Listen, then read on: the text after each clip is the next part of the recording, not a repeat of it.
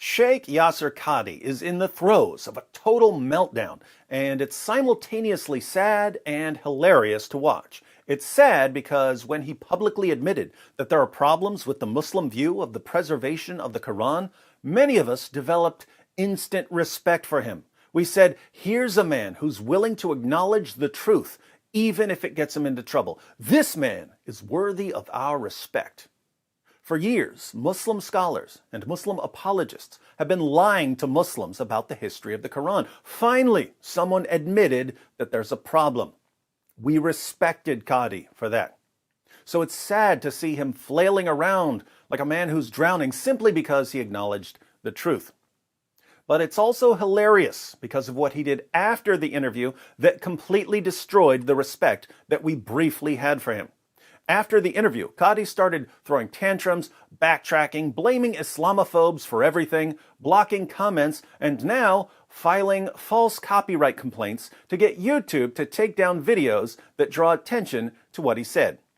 In other words, Qadhi obliterated the respect that he had gained so that now Muslims view him as a traitor for admitting that there isn't just one Quran, and non-Muslims view him as a coward for backing down from an angry mob and for trying to cover up the epic dumpster fire that he and Muhammad Hijab created. If you haven't been following these recent events, let me briefly describe the interview.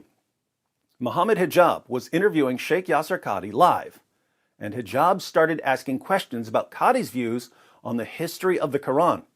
It was very, very clear that Qadhi did not want to discuss his views in public. He kept saying over and over and over again, this isn't something we should discuss in public. But no matter how many times Qadhi tried to avoid the issue, Hijab just kept pushing. Hijab was relentless. By the end, viewers only knew two things. One, there are all kinds of problems with the standard Muslim story about the history of the Quran. And two, if Sheikh Yasir Qadhi had any solutions, you weren't getting them without taking his class. When you do a deep dive is when things get very, very awkward and difficult. The most advanced of our scholars, they're not quite fully certain how to solve all of the unanswered questions in there. After we get off this phone call, me and you, let's have a number of discussions, no problem. Beyond this, honestly, I have no problem. We'll have a discussion or take my class. Not surprisingly, those of us who believe that Muslims need to hear the truth about their corrupt book started sharing clips from that interview. I first saw some clips on the Islam Critiqued channel, but very soon everyone was discussing Sheikh Yasir Qadhi's demolition of the Quran. Muhammad Hijab received so many complaints from Muslims that he deleted the discussion from his channel. Yasir Qadhi backtracked and pulled the Islamophobia card on his Facebook page. After a recent interview with Brother Muhammad Hijab, some missionaries and anti-Muslim propagandists have read their own prejudice into our very brief discussion. Some of them have twisted my words to suit their agenda. While Muslim scholarship has pioneered Quranic studies for centuries and continues to do so, the fact remains that we all agree on the demonstrably proven fact that the Quran has been preserved in its entirety, word for word, and that we believe that all of the 10 recitations, Qiraat, of the Quran are revealed from Allah. To see such Islamophobes try to read in an argument that no one amongst us ever made in order to prove their incorrect narrative is only demonstrating the unethical tactics they resort to. That's right, we were twisting his words when he said that there are holes in the narrative. And it's very clear to you and to every single very advanced student and specialist that the standard narrative has holes in it. That's what I'm going to say. We were twisting his words when he repeatedly warned Muhammad Hijab that they shouldn't be discussing the preservation of the Quran in public. And I would never bring it up in public. And I don't think it is wise to bring it up in public. Why didn't I say it? Because it should not be said in public. You will not find one lecture of mine about this issue. It should never be brought up in public. This is not something you discuss amongst the masses, ya akhi. It's not wise. We were twisting his words when he compared the Islamic view of the history of the Quran to the emperor in the emperor's new clothes. when you go to academia, they don't have that red line. And they're going to just, the famous story of the emperor with no clothes. They're going to just point out, no, that doesn't make any sense. Well, that's not true, and this and that. And they'll bring issues, which I'm not going to mention explicitly, that you know are true because they're in your own books. They're not inventing anything new. If you've never read the story, the emperor was a naked moron. According to Sheikh Yasir Qadhi, the Muslim view of the history of the Quran is stupid and naked. It's all our fault, ladies and gentlemen. That's why Muhammad Hijab had to delete the footage. I do find it interesting that Qadhi complains about the unethical tactics of Islamophobes when he's the one who's displaying deceptive, unethical behavior. Not only did he close the comments section of his video to silence the Muslims who were saying that he was increasing their doubts about the Quran, he also started filing false copyright complaints against videos that showed the world what he said. 2 days ago, I posted a video titled Secrets of the Quran featuring Sheikh Dr. Yasir Qadhi. The video contained a bunch of clips of Qadhi saying, "This should never be discussed in public." Each of them followed by Jack Nicholson shouting, "You can't handle the truth!" Since that's basically what Qadhi was saying. Yesterday, I received this YouTube copyright takedown notification. Who ordered YouTube to take down my video? Yasir Qadhi. Qadhi claims that I violated his copyright.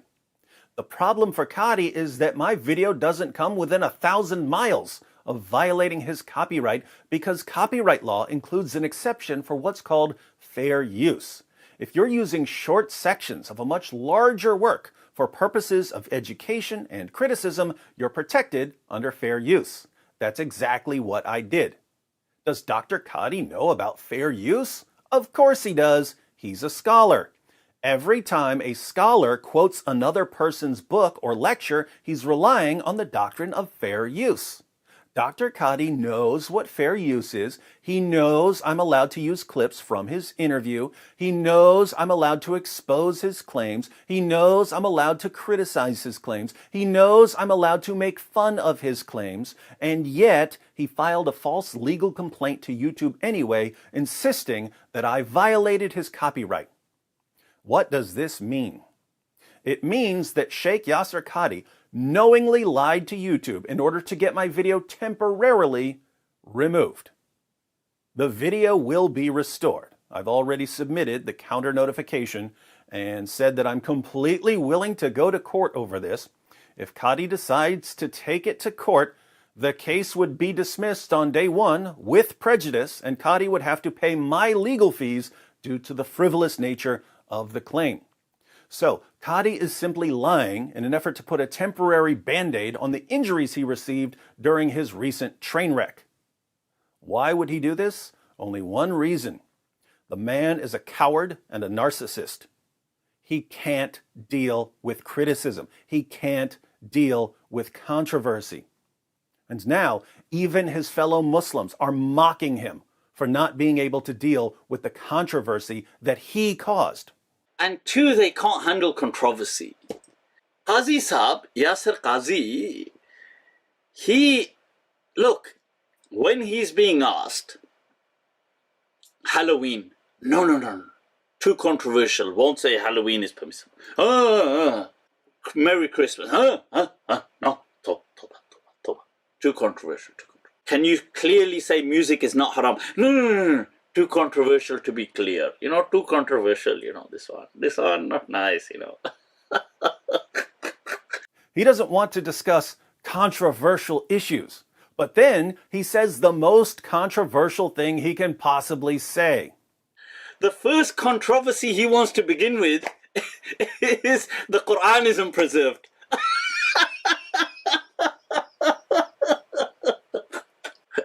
What is going on here? I mean, is that the controversy you want to begin with?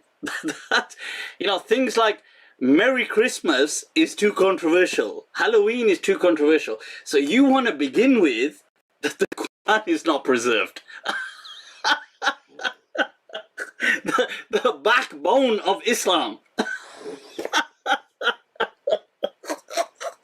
If a Muslim scholar can't handle controversy and criticism, do you have any idea how hard it must be for him to watch his fellow Muslims laughing at him? Yasir Qadhi Saab, what he does is he decides to just be very open. And he decides to say, well, you know what? I'm going to just pour my heart out and say that we've got huge problems with the Quran, yeah? But then what makes it worse is he doesn't give the solution. Like, he keeps saying this is something we shouldn't be discussing in front of people. Shouldn't be discussing this in front of people. But then he carries on discussing it, but only discussing the problem part. And when it comes to the solution, he says, well, you know, this is really complicated. Why don't you go on my course? Why don't you go on my course and, you know, I had 100 people on it, and join my paid course, and what I'll do is I'll take you through the answer. You know, when the person's asking, just to kind of dramatize the whole thing, would you be able to write a Quran that looks like the Quran today? Oof, that's a very complex question. Oof, yeah, what a complicated. Yeah, this one, hada su'alun. Oof. Muslim channels have posted hundreds of hours of my videos on their channels. There are Muslim channels that only exist to attack our videos. How many copyright complaints have I ever sent to YouTube? 0. Why? Because the Muslims are clearly using the clips to criticize me and my claims, and they're allowed to do that. Suddenly, we get to Sheikh Yasir Qadhi, and we can't use video clips of him. He'll run to YouTube. Please, YouTube, please help me. They're making fun of me. Will you protect me from criticism? Not for long. One way or another, whether Qadhi comes to his senses and withdraws his false complaint, or whether he gets laughed out of court, either way, the video is going back up. And we will celebrate when it does. Yasir Qadhi and his ideology and his views are not exempt from criticism. We're not under Sharia, and I definitely ain't his dhimmi. Never have been, never will be. Yasir Qadhi, liar, coward, narcissist. But take his course because he's got the answers.